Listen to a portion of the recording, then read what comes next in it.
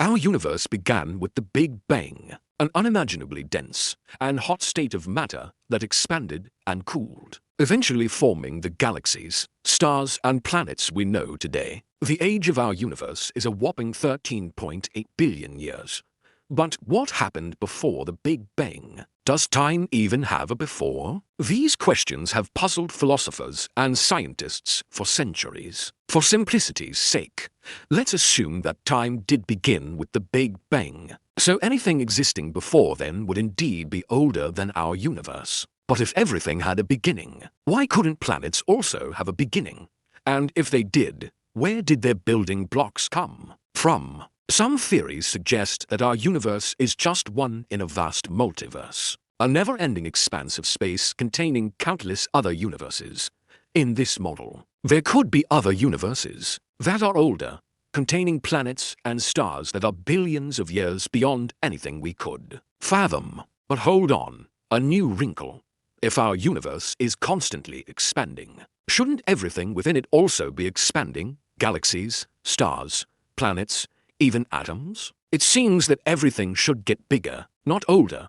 Here's where things get really weird. Some physicists believe that our universe is not expanding, but rather new universes are constantly bubbling into existence. This process, known as eternal inflation, implies that the universe as we know it is actually a fragment of a much larger whole, and this larger whole is actually infinite. Eternal inflation suggests that space is not expanding, but rather new space is being created, which makes it possible for other universes to exist with different physical laws and constants. This could mean that some universes might be older than ours, perhaps containing civilizations far more advanced than our own.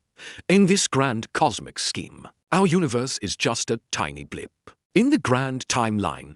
In fact, in terms of the entire multiverse, everything in our universe is potentially trillions of years old.